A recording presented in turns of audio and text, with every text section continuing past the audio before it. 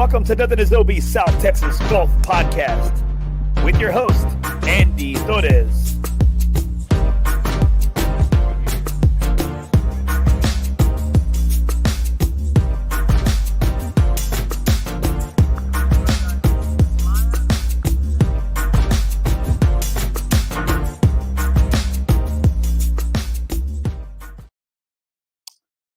All right, guys, thanks for tuning in. This is Andy Torres, NothingisOB South Texas Golf Podcast. Just in case there may be some explicit content out here, and make sure I have to read a disclaimer. The views and opinions expressed by the host and guests may or may not be shared by the sponsors, supporters. So listen at your own discretion. Thank you so much for joining the show. We got a banger tonight. We have Camryn Carreon.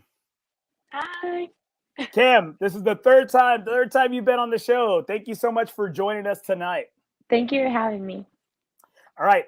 Now, we're talking off air, and we were talking about that you've had such a great, it's been a fun, great, successful summer in regards to your golf game.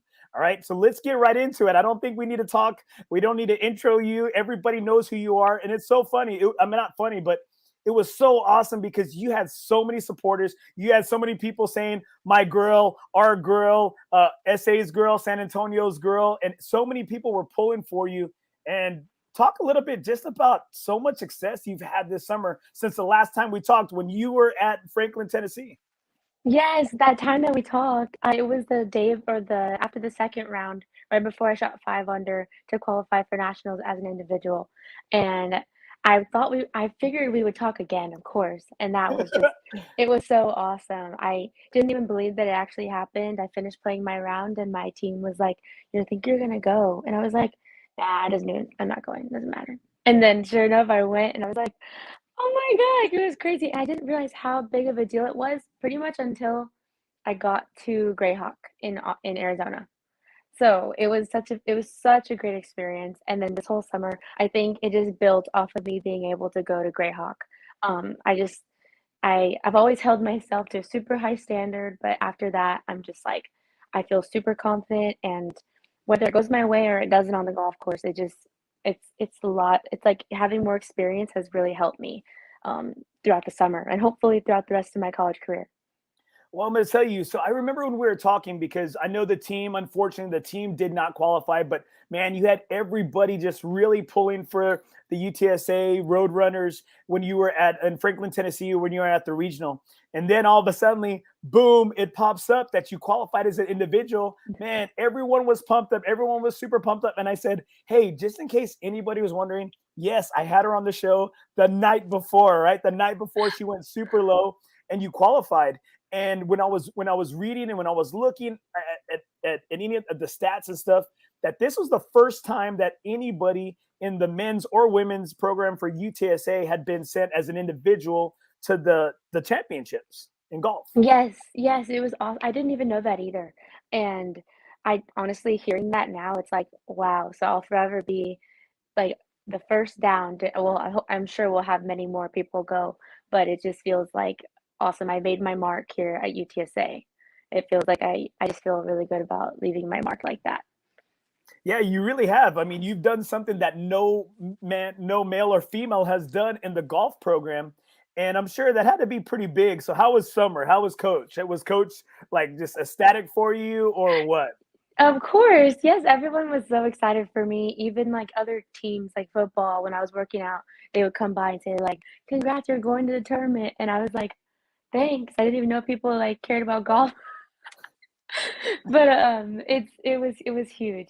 It was so exciting. And yeah, people that I've never even talked to at UTSA like knew who I was in the situation, and I was just like really excited about it because it's like creating more attention on the golf, and that's all what we want, Now, let's talk about some of the accolades that you've tallied up this summer, all right? So obviously we have, and what we're discussing right here is the NCAA, qualifying for the NCAA championships. And also you had a Texas Amateur Stroke Play win as well, correct?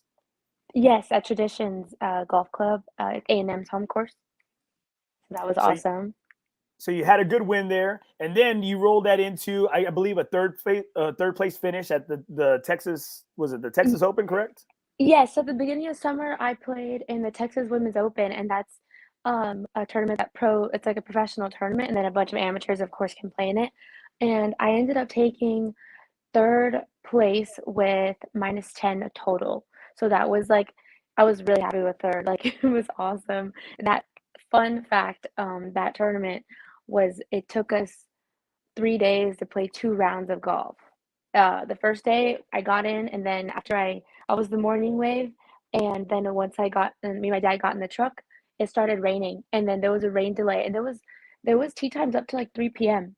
So on the last Damn. day, yes, there was a rain delay on the last day on my 17th hole. So we had to drive. We like went to go wait for 3 hours, and then I had to putt on the 17th hole and then play the 18th hole, and then I had to wait to see if I had placed, and I placed. So it was this crazy thing So how is that? So how is that having to mentally kind of shut off and then mentally get yourself back up and going again just for a putt for a in one hole? hole.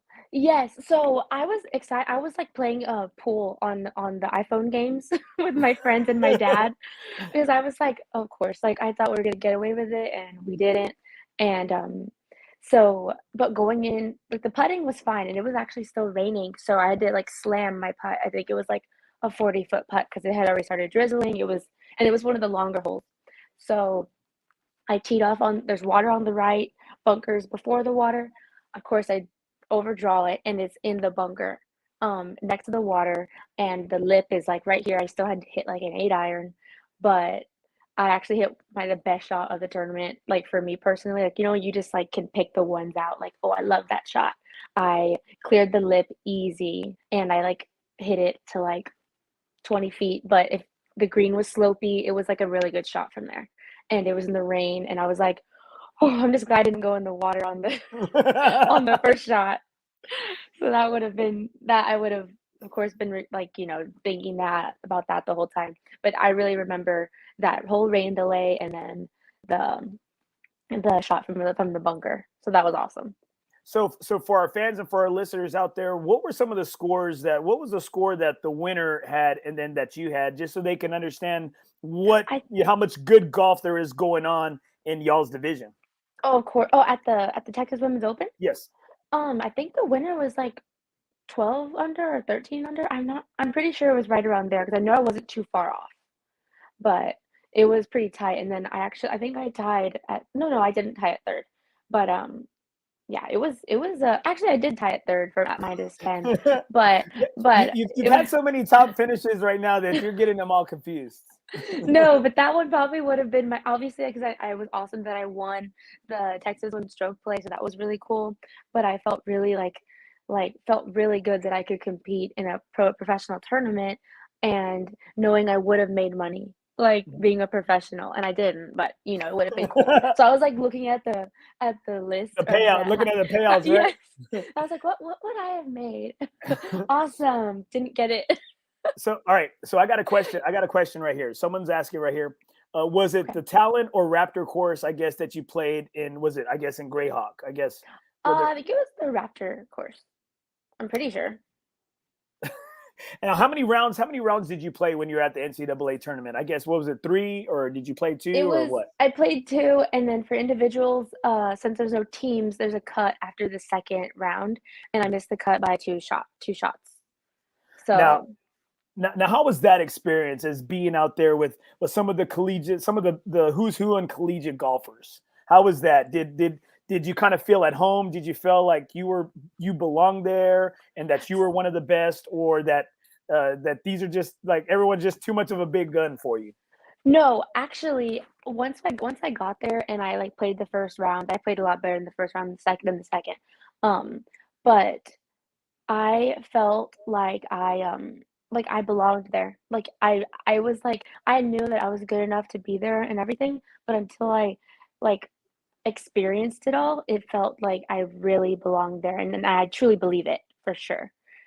I've made a lot more, like like some of the players you see ranked at the top, and like you see the common names that are constantly like up in the leaderboards.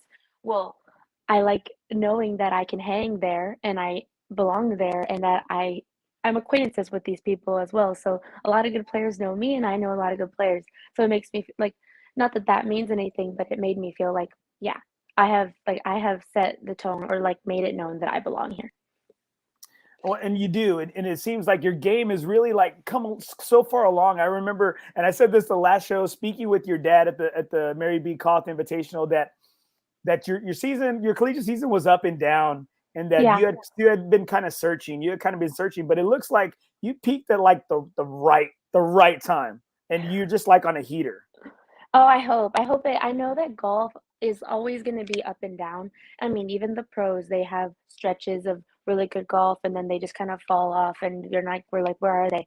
But I I think I can if I can minimize the things that or like keep on doing the things that are helping me, that hopefully that stretch kind of will drag itself out for a while. So, but I feel really confident. I think that's all it's about. It's like if I don't hit the right shot or like play a good like a solid of a round as I would like, I feel still confident. Like the confidence hasn't left. I feel like the confidence is gonna stay there because like it's just here, you know. So as long as I feel content and like know that I'm putting in the work with my game, that if I'm confident, then my game feels good. So So and that's great because it seems like and it's shown in your results. It's shown on national TV. All right, you know you got some really good time. You got some really good coverage in regards to the 122nd U.S. Women's Amateur at Chambers Bay. Now, how did you qualify for that? So I qualified at Gus Wortham Golf Course in Houston, I believe. I hope these are right. I'm pretty sure that it was exactly Gus Wortham. Okay, that sounds about right. Yes, I remember that. I Okay, remember that in Houston. awesome. I think I shot -3. And honestly, I actually traveled with Hunter, my teammate, and we both qualified at -3. But I that trip worked out perfectly because we just traveled together and it would have sucked if one didn't and one did or you know, so we both qualified and we like celebrated as we were driving home. It was so awesome. But I remember telling her, she was in the group in front of me and she finished and then I finished my putt. I missed like a 10-foot putt um, on number 18 and I was upset that I missed it and you know I tapped in whatever and then I got off. She said, how'd you do? And I said, not good. I don't think it was enough. She was like, well, what'd you shoot? I said -3. And she goes, oh, I shot minus. I said, how did you shoot? And she said, I shot -3 too. And I said, well, we did good then because I was all mad about myself. But I was like, oh, I really hope we both get to go. And we were sitting in the car for a couple hours. We got lunch. And I was like, we can't eat too much because what if we have a playoff? And if we're bad with each other, oh my God. So that but it seems like from your other experiences, like I always tell the kids at school, let's stay ready so you don't have to get ready. Right? Yes. Yes. Yeah, I mean, that makes total sense, but we were over there, we went to Walgreens, we got some Oh face damn! masks, Oh we yeah. So we you're ate really Chick-fil-A. so your game really wasn't ready to go, right? If you had to, right? No, I don't thi we probably would need a few minutes to stretch a little bit at least. All right. So talk a little bit about your experience at the 122nd U.S. Women's Amateur at Chambers Bay. Now that course is just amazing. It looks so beautiful. And you know what? I think on TV it doesn't do it justice. And No. I think almost for TV, I think it's hard to capture the beauty of that golf course. Yes, so I saw pictures and then, like, the rest of the video or, like, the television of the matches and everything, and I was trying to guess, like, what hole is that? Because they all look the same on They TV, do. but They in really do. person, it was like I even tried taking a picture. I was like, "Dad, record this picture of me hitting a shot at the like, a par 3 in the practice round," and I was like, "What? How could the picture look like or the video look like this, and we're here, and it looks like a million times better. Like, there's no way to capture it. It was incredible. Oh my it's probably one of the prettier golf courses I've played. It's definitely up there. Now, in regards to Chambers Bay, it was so awesome. I mean, you had so many supporters, and I love how you got on Facebook. And I know you said a special thank you to all your supporters and everybody because man, you had so many people. Like I remember when I people were at know. San Pedro, people were at bars, they're asking to turn it to Golf Channel, and you know what? Because they really wanted to support you, and one of your you're one of us, and you're one of us, and that's been a big thing right here. You can't see it right here. I don't have it on my screen, but I got one of my good buddies, Jonathan Aiken, right here. He posted, he said, "Birds up. Congratulations from an old bird to a young one."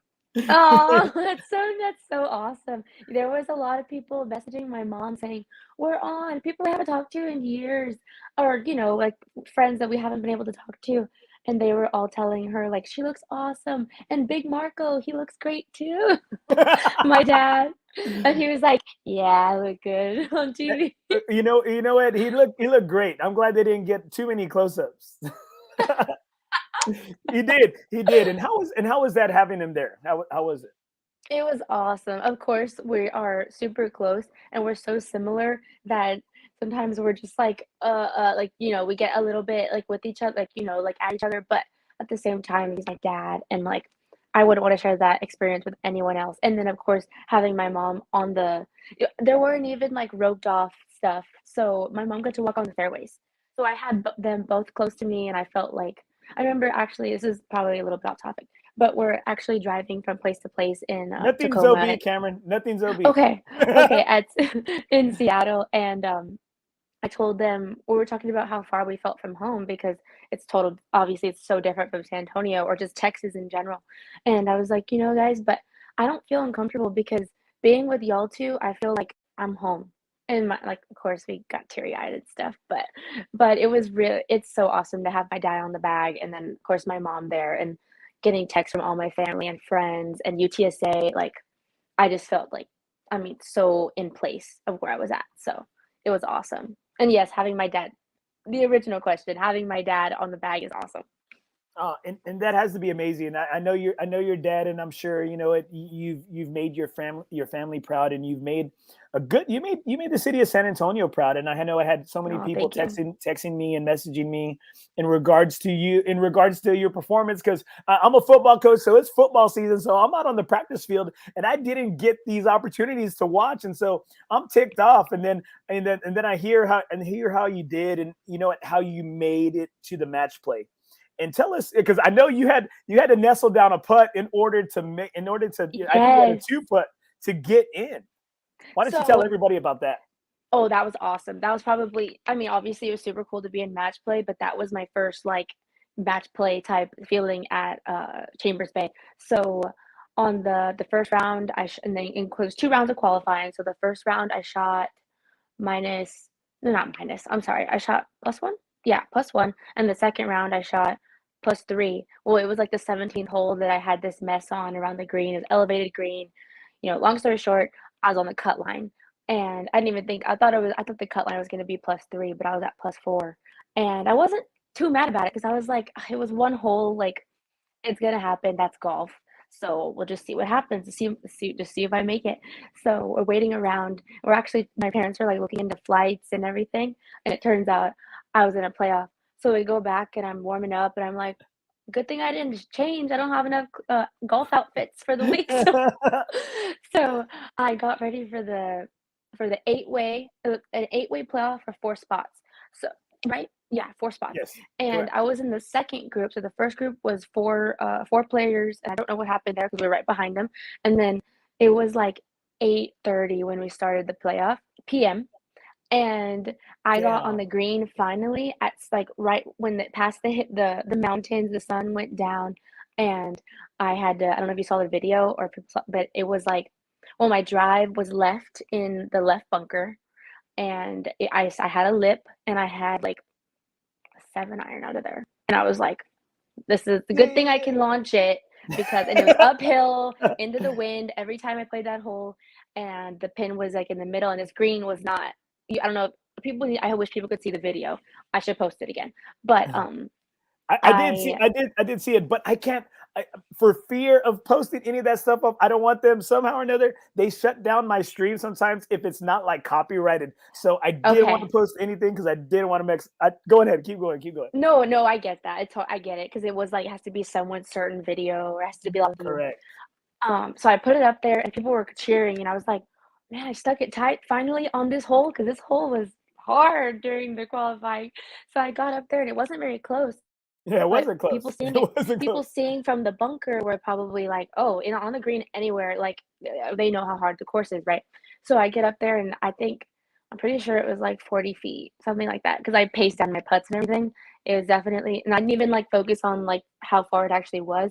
I was actually trying to die it halfway to the pins, or like my dying pace was in the middle of the whole putt because they're pretty slick. And this was a faster green than all the rest actually on the course. And 40 something feet putt, and I putted it to like 3 feet. And and those are not gimmies on this golf course, I will tell you. Like anything inside 5 feet, usually like on like on like nice greens and not super fast and not slippery. They're like pretty much gimmies for at least like this level, right? But there nothing was given. So like I made my putt, and then this other girl had stuck her second shot for birdie at like 10 feet, and she three putted from 10 feet. And she ended up making it the next morning for the rest of the playoff. So there's to show you how tough it is out there. But it felt really good. I was the only one in my group to par it. So then I didn't have to play in the next holes or anything, but they had to play 2 more holes. I'm sure that was a relief, right? Not having to continue that I playoff. know. I was like, oh my God, they have to go play this in the next. It was already dark. It was dark already. We had to play that part three of next to the water and everything. And I was like, they have to play it. And then one of the parents that we've talked to before, her daughter plays in the college golf as well. She was like, well, Miha, you don't have to do it, so you're fine. And I was like, you're right, you're right. That's a big sigh, man. That has to be a I big sigh know. right there of I relief. was like, oh my gosh, of course I always make it hard for myself, right? But I was like, okay, cool, we're in. Awesome. That's all everyone wants. There's so many, like, what is it? Like, they only took this, so like more than half of the girls didn't make the cut. So if I got in the match play, then match play, you don't even know how that goes. So I was just really excited to see what match play. Now I got some comments right here. Dan Okay. Aguilar, former caddy for Christy Cano when she was on Okay. the LPGA. Great lifetime memories for you and your dad. Yes, for sure. Oh my gosh. And actually, so I right after I lost my match, the televised one. I We got carted back from the golf course all the way to our car, and this everything's everywhere. So it was a long match, and I was like, don't cry, it's fine. Like, totally get together because I'm talking to a bunch of people too, and obviously I want to show everyone, I'm just happy to be here. So I'm not, no, nothing. And so I was just talking to like the person that was driving us, and then the scorer for our group. And by the time we got to the car, I was like, oh, it's on the golf course. I'm fine, all good. All right, what are we gonna do now? So then my mom says, I'm so proud of you, and then I see her get teary eyed, and I was like, I'm fine. I'm fine. Don't make me cry. And then I gave my dad a hug, and then of course I could feel my dad cry, and then of course I cried too because I'm Oh, like, he was like, I'm just really proud of you, and that's what I wanted you to oh. experience. I wanted to he like his whole point was wanting me to experience the the golf channel, the whole like the being at the match play of the US women's amateur, like that's huge. And um then it hit me like, okay, this was a big deal because in the beginning I was just you kind of lie to yourself, that way you don't feel nervous or anything. You kind of like lie to yourself and say, yeah, I've been here, I've been to nationals, I've been, like this is great, this is, I belong here. But then afterwards I was like, just like from holding it together the whole time, I was like, okay, relax. And then I hugged my dad and my mom, and I was like, okay, like this was a huge deal. Now I can realize it's a big deal and like feel good about it. Like it's awesome to be here. It was incredible. That's beautiful, man. You got me all teary eyed. I'm like this. You got me teary eyed because having two daughters, and Of I know course. and having met your parents and met some of the people that support you. Oh no, we lost her. Camryn, there you go. Got She's it. I got back. it. I You're got it. good. My Okay. bad. You're good. And having met some of your family members, and they're so proud of you, and it's amazing. It's an amazing accomplishment, and you have to take that opportunity to try to like catch your breath, and you deserve it. I mean, you truly deserve it, and you have to appreciate it because Of I don't course. know. I don't have. Did you expect to be there? Did you expect to be there this time last year? Did you? No, I think I have. I don't want to like. I'm not like this. I'm not superstitious or anything, but I don't like to like think ahead and just obviously those are like huge goals and what I want to do, but try to focus on little goals, and then if my little goals are I'm surpassing my own little goals, then it'll happen type thing. So it was just it was my time to go, so I just rolled with it. I, um I didn't think I'd be here a year ago. I really didn't. I didn't even think I'd be at nationals. I never even imagined it because I didn't even know what it was. I didn't even know, like, that was possible to go as an individual or anything like that. So, to seeing all this happen, it was just such a freaking fun summer. So it was so now I would love to now I can envision these things since I've been there before, and now I wanna go back to nationals, and I wanna go back to the US Women's Am to show the match play what I've really got, and and just, put up some Okay. really good some better stuff. All right, you brought it up. Okay, you brought it up. All right, so take us through the match play. Okay, so a lot of things and a lot of coverage, they were just ranting and raving about some amazing 13-year-old that you were playing. Okay, that you were playing, and we even talked about it. Like you said, like you didn't have your best stuff, and I think from what I've done and these many 80 something plus episodes that I've spoken to so many golfers is that that's when you really have to shine or you have to bring your game out when you don't have your A game. And why Mhm. don't you take us through just your mindset and how that really played out from your end? So from my end, actually, me and my dad had this conversation on the golf course, like going into my last hole because if I didn't birdie, I was gonna be dormy, and then that was the end of the match. But it was a really huge learning experience because every couple years or every so many years, there's like these little phenoms that come out of nowhere, like what is it, Lucy or I can't think of her name. She went to the US Open a long time ago, little girl. But everyone's raving about these little phenoms. And I will say, I felt like everyone that was walking around and the TV and everyone, it was about this little girl. And awesome, she's a super good player. So I was like, that's huge. That's really cool to be even playing with her. But I've learned like being, of course I have a lot of supporters on, watching on TV and all that, but and I'm super, super grateful for all of that. But it was so different in person because everyone wanted the little girl to win. So, I mean, obviously I wasn't focused on that, but looking back, you could feel it. You could feel like everyone was crazy about You this could little girl. So you it could was feel that tension because I don't mean to cut you yes. off, but No, but that's exactly. you had the announcer that you were just your game was a train wreck that day, I and know.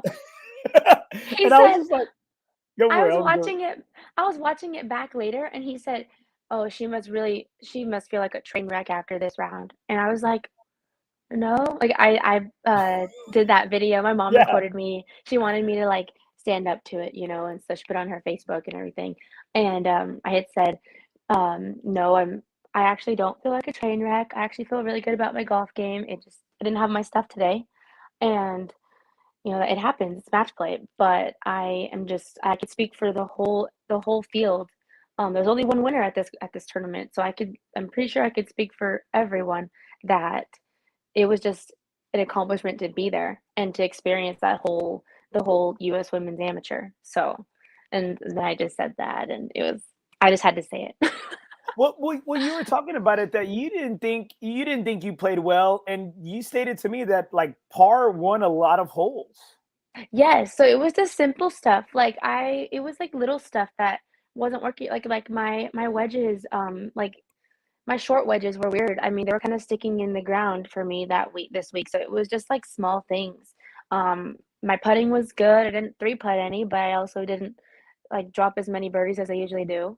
And um, it just wasn't working in my favor. And that last round I struck the ball well, but it wasn't like particularly going in the shot shape that I wanted, so I had to play something different, and I've been firing all week really well besides that one hole on the qualifying round, but it just it just happened. I don't even know how to like explain it, but I just wasn't firing correctly and it just wasn't my game. So I didn't leave upset or anything. I really felt accomplished and everything just to even go. But of course, you're always thinking like with the competitive player that we all are. you're gonna leave and thinking about the mistakes. So I'm gonna try and capitalize on those next time. But I will say I didn't in match play. I wasn't taking advantage of when she was in trouble either. So I needed to be more aggressive, I think. And I think the next time I go into match play, I'm going out at all pins. I don't even care. I'm going.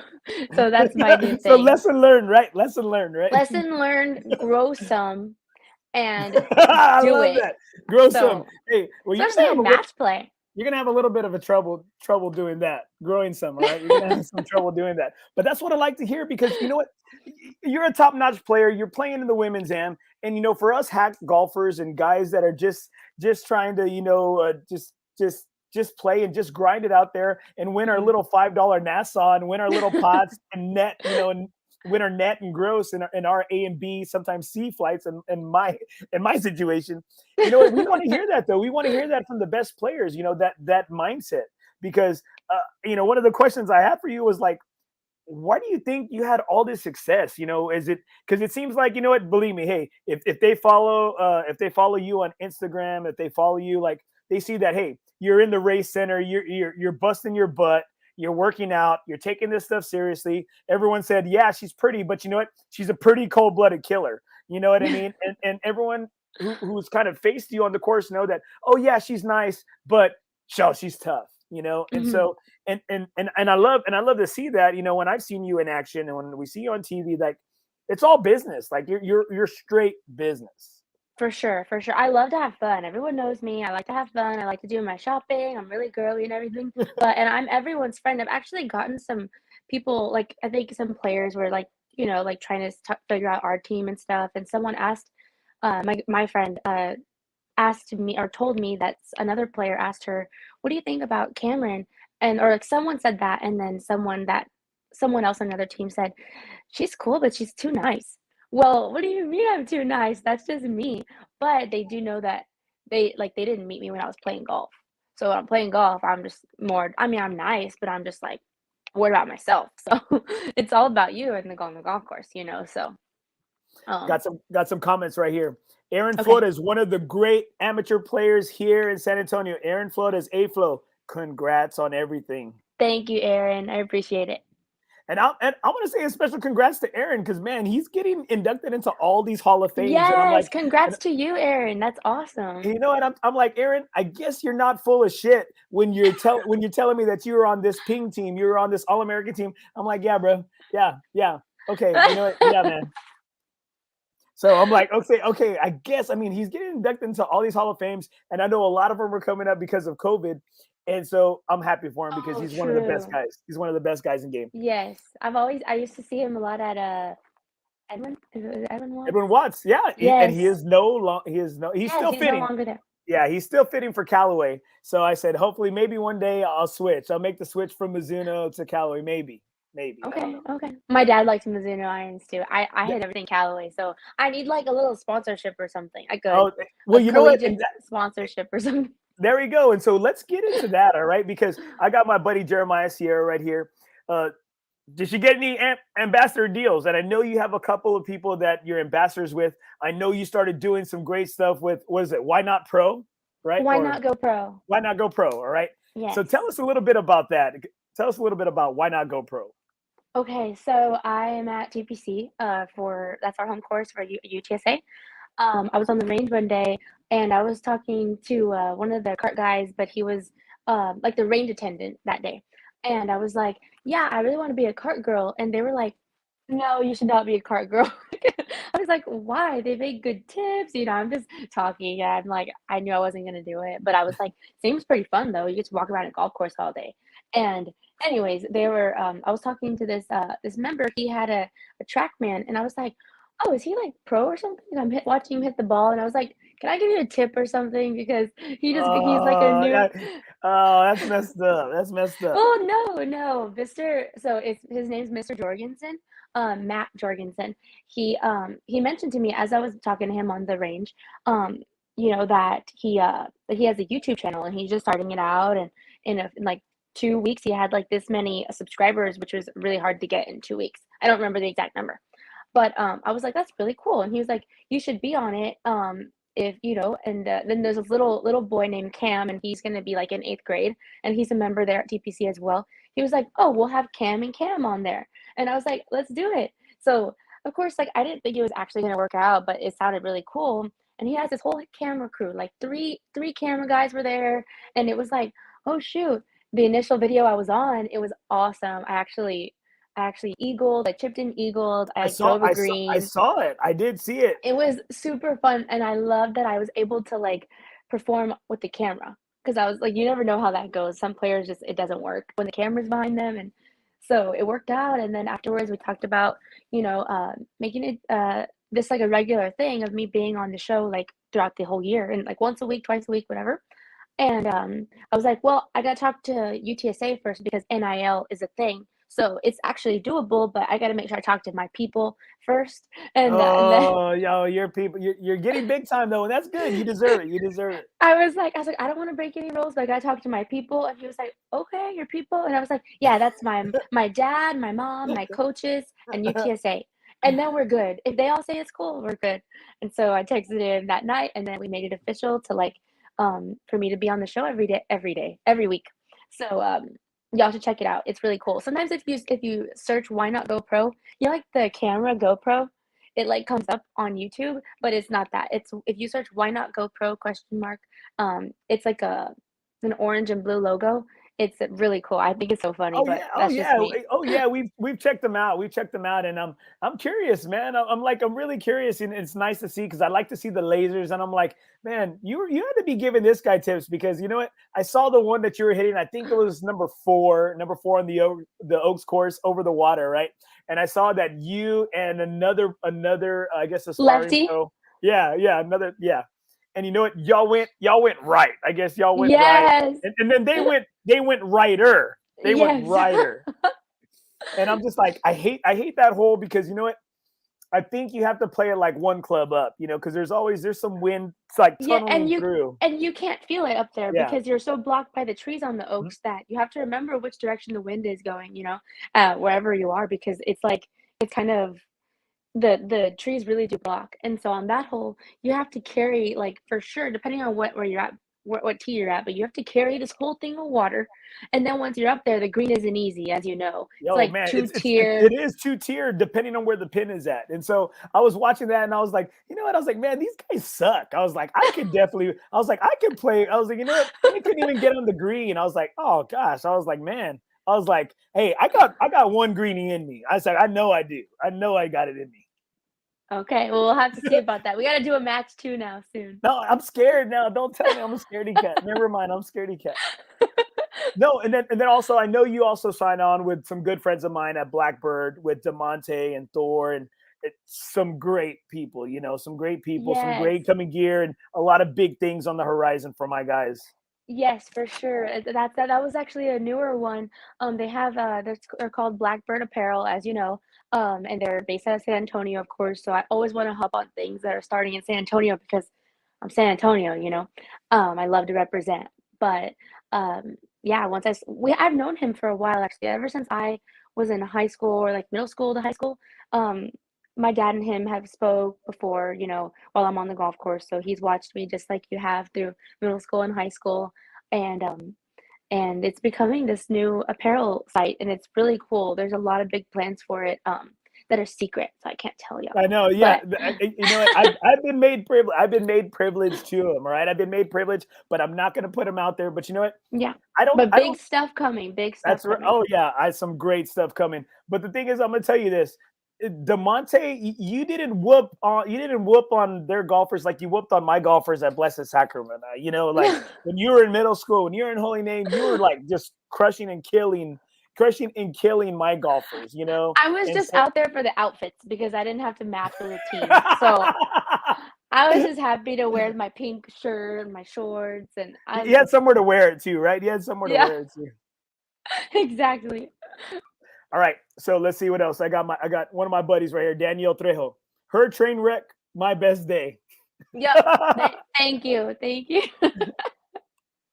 All right. So let's tell me about what are some of the things that you're thinking or the mindset that you have going into your senior year, because that's so weird. I see people, they say Camryn Carreon, senior UTSA. And I was like, hold on, I haven't seen that, because before I was seeing freshman, I was seeing sophomore, junior, and now seeing that S right next to your name, that senior, I don't like it either.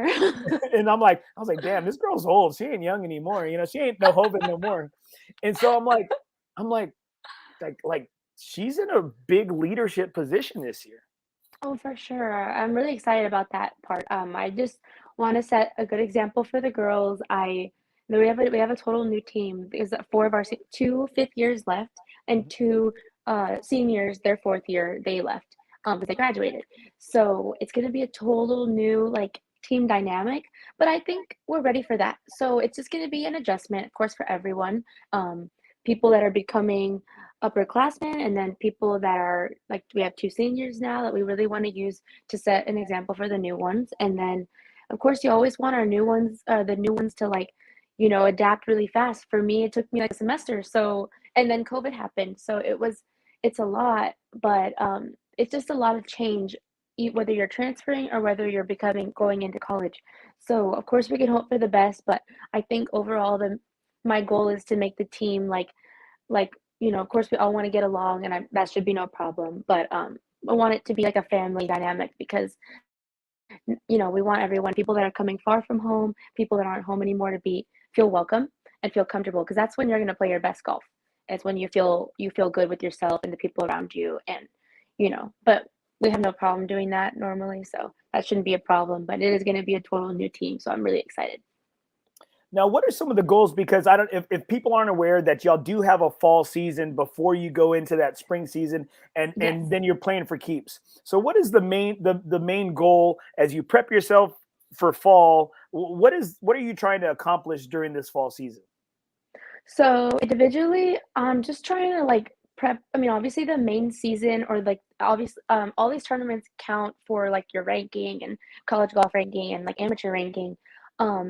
But I think for the team, we're especially with a whole new squad type, a whole new team pretty much. I think the goal is to just get everyone acclimated to college golf, feeling confident on the golf course, because confidence is key. I think I even said that on at regionals. That's so funny. But confidence is key to success. I feel, at least that's for me, and I'm pretty sure it's for all golfers. But I think that's going to be a huge hurdle that we all have to work. If we work together on it as a team, then we'll be good. I think that's the main thing that we should focus on for the spring, because come spring we gotta go. There's no more trying to figure it out. We gotta see. We have 6 on the team, so we gotta make sure everyone's prepped and ready, because if someone gets hurt, you gotta come in. So everyone as a whole has to be ready. So I think the main goal is just to get confident, get comfortable with your game, get acclimated to college golf, and then come springtime, it's go time. It's go time. All right, we're gonna take a quick break here from a word from my sponsor. Okay. I'd like to thank my presenting sponsor, FOREBROS Golf League. Never golf alone again. We got some great things coming up, great lineups, great courses where we have league play. We will be at beautiful Landa Park in New Braunfels this Sunday.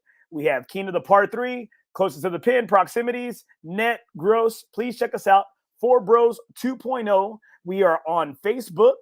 All right, let me go ahead and put it right there. At the bottom, we got Facebook, FOREBROS 2.0 on Facebook for schedules and events. Never golf alone again. If you don't have a home, we have a home for you at FOREBROS. Thank you so much to my bros for their sponsorship. Okay, now one of the big questions I have, are you going to be playing in the Golf San Antonio City Amateur Championship? Oh, we were just talking about that, my parents and I. So I think it falls when we're in school already. Yes, it's August 27th. I saw that it's way late this year. Yes. So if it always falls right before in the teens of August, but we start on the 22nd next Monday, official classes start. So, and we're already here now, so it looks kind of tight, the schedule. I wish it was early. I don't know if I'll even be able to play in it this year. And that's pretty unfortunate, because that's one of the things that was leading up to one of my next questions. I've had some female golfers on, And one of the things that I feel like the city, we have so much good golf here. We have so much good golf here. And I think there's just a lack of opportunities for female and for amateur golfers like to really play like some decent tournaments here. I know, and we have such you were right, we have a lot of really good golf courses here. The San Antonio golf courses as well as, like, public golf courses here. So the we have everything we need. I think we should my suggestion, I think it would be cool to do some, like, tournaments around the Christmas time, because or, like, the Christmas break time, because that's when all the college players come back into town, Man, and, that's true. I think that would be something fun to do, and I think the stuff that we can fit in, like, especially college golf, I mean, not all about college golf players, but all amateurs can fit in, I feel like, more in the summer. It's usually a little bit more flexible, but I know I really wanna be able to participate, so maybe we can talk to them about that. See, that's what I'm saying, and I really want to. I really wanted to hear, somebody who's like as is enriched in the game, as as involved as you are, because I've heard from like some older people, some women who still do the mid am qualifying and things of that nature, and I had on a qualifier here, Claudia Ramirez, who qualified for the Oh, U.S. yeah. Women's Senior Am in Anchorage, Alaska, mind you.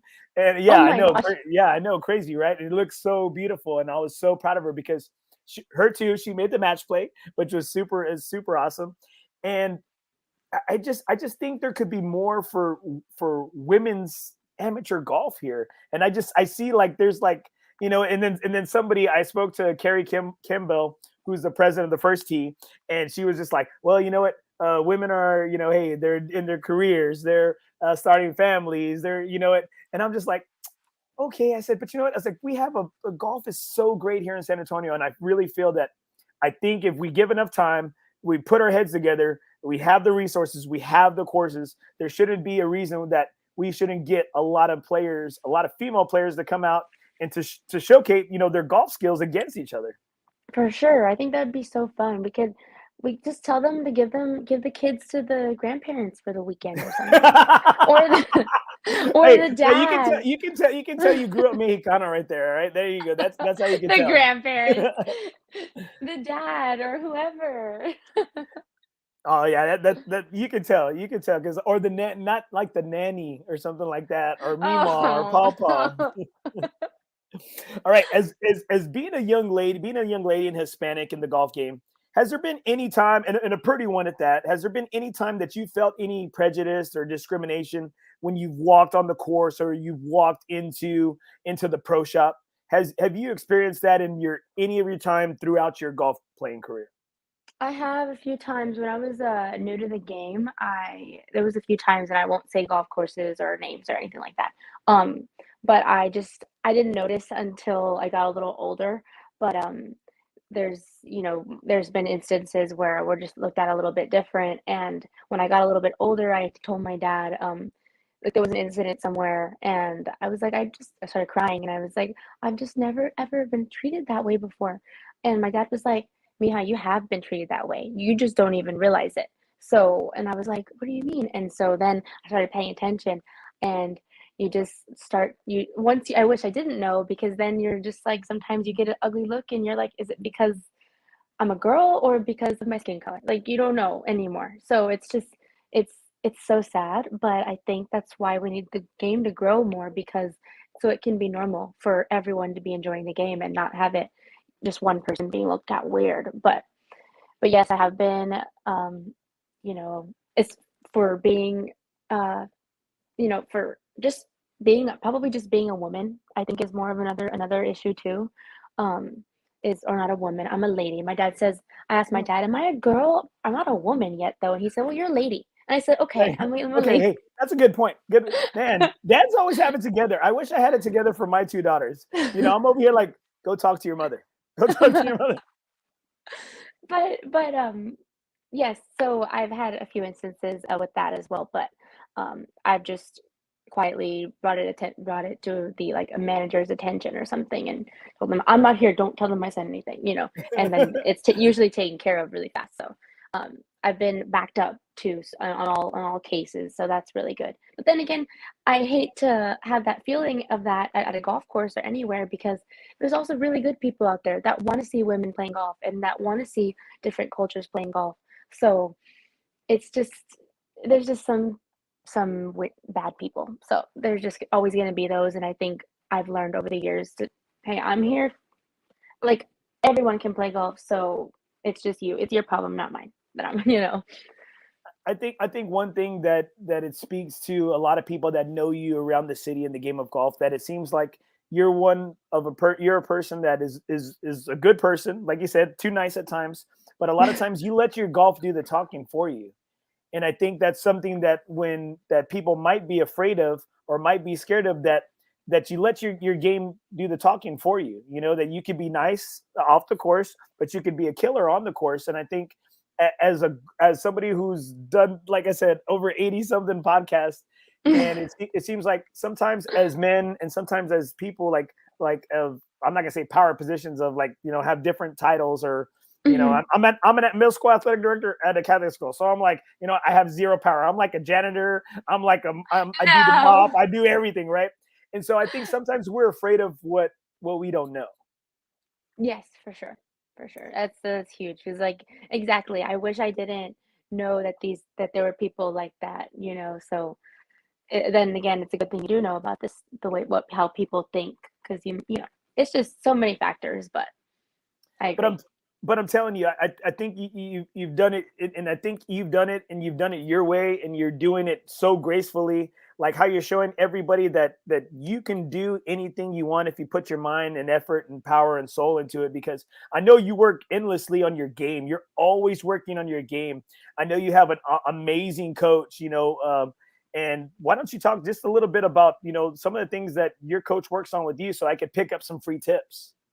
So me and my swing coach work on, of course, Yes. my swing, Brian Gathright. My dad comes to every lesson, or he tries to. That way, if I'm in a bind, I'm like, Dad, let me send you a video. So that's like perfect. So we just work on my swing, anything I am struggling with. On, like, as soon as it becomes an issue, we try and knock it out. That way, it doesn't build and snowball on the golf course. And Coach Summer and Coach MJ have really helped me on the golf course as well, especially with course management. I'm not the same player. I mean, obviously, people have seen my game like excel throughout the years and get better, but or progress over the years. But I'm definitely not the same player in here as I was on compared to my first year of college. So I have nothing else. Like, I just have to thank Coach Summer and Coach Daniel Park, and of course Coach MJ as well, because I think also this past year, having Coach Summer and Coach MJ, having a dynamic of them, they both coach a little bit differently on the golf course and off the golf course, but it really kind of changed something in my head that has really helped me trying. I mean, I still have problems with it, but trying to see every option on a golf course, and that duo right there with them two, that I think that really did it for me. It has opened up my eyes to a game within golf, if that makes sense. No, it does. It does. And for a golfer, I think that might be the big issue at times. We might see, oh, I can split these two trees right here, instead of maybe try to hook it around, or see, no, I can go under, or I can carry, and so I think or exactly, or like be okay with the bogey, because it could be double if you try to do that, Mhm. So minimizing those little mistakes, and I think that's another big thing to hopefully it helps my game still, but it's been helping my game a lot, is let's always try to save one stroke, because it always comes down to one stroke, just like the being in on the cut line. I could have easily saved one stroke in the 2 days of golf, so it always comes back to bite you in the butt. But Man, you're I got a Facebook user right here. Trees are 90% air. This is true. that's true. This is true. All right. So the last thing right here, where do you expect to see yourself this time next year? Now, has the goals changed? Because it seems like when we spoke, as we were talking earlier in the conversation, that it was kind of a surprise to you and it was a shock to you, but you did belong and you knew you belonged. So now that you've seen that you're starting to reach this, like, kind of like the tip of the iceberg here, where do you see yourself this time next year? So this time next year, I'll be going into my 5th year.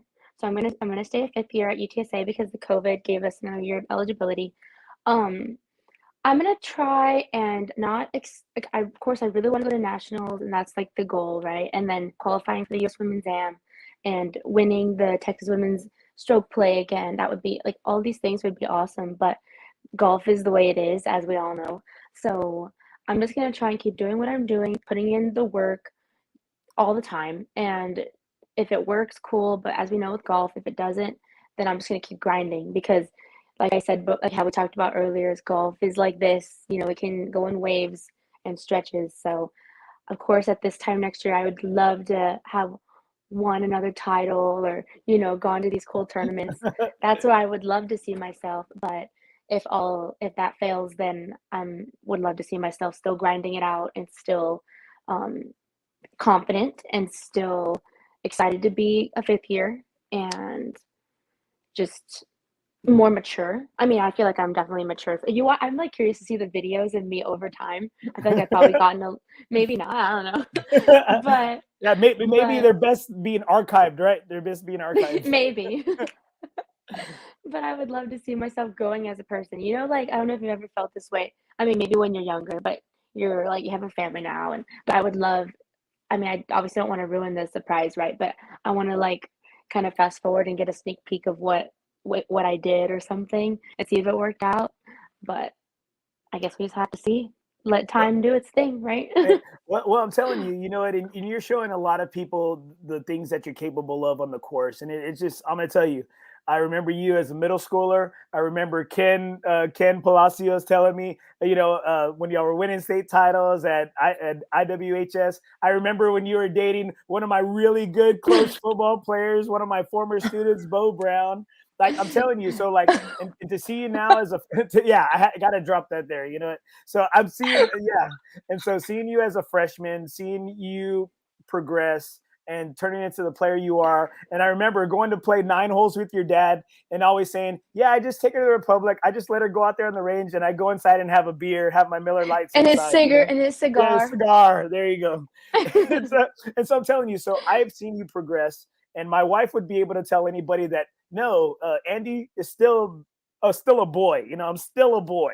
And so the thing is, don't worry about it. Don't rush. And you know what? You're showing everybody like the type of person you are, the type of player you are. And I appreciate you coming on the show because I always want my show to be like an extension of the golf course, of a golf round to where you can just be free and it's a safe space. And I appreciate so much for your time. And man, hey, you know what? You see, I got a couple of rowdies back here. You see, I got this rowdy back here. This rowdy back here, he's in trouble. He's in timeout. So I got another rowdy. I don't know. It's off backwards. There you go. I don't know. Right? Always So repping. Birds up. that's right. All day. Always repping. Birds up. All right. And so, hey, keep making us proud. And we're looking forward to hearing back from you later on when it's your golf season. Oh, thank you so much for having me. I always have so much fun. I look forward to it. When I get the text, hey, you want to be on? Yes, let's do it. I love it. I love it. Well, I appreciate you responding because you're not like some of my friends. Oh, bro, you text me? And I was like, yeah, bro, I texted you. No, usually I'm good about replying. Unless I'm like somewhere at a tournament, then I'm good at replying. No, thank you so much for your time, Cam. And hey, we wish you nothing but the best this upcoming season. Thank you so much. It was good seeing you. All right, nice seeing you too. Good night.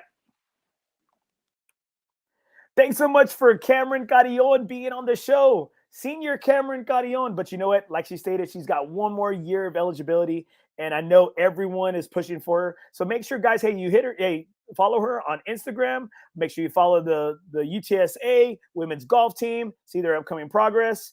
And I'm so thankful for her being on the show and sharing us some of her stories and some of her experiences that she had. Keep making us proud. Remember, in the game of life, nothing is OB.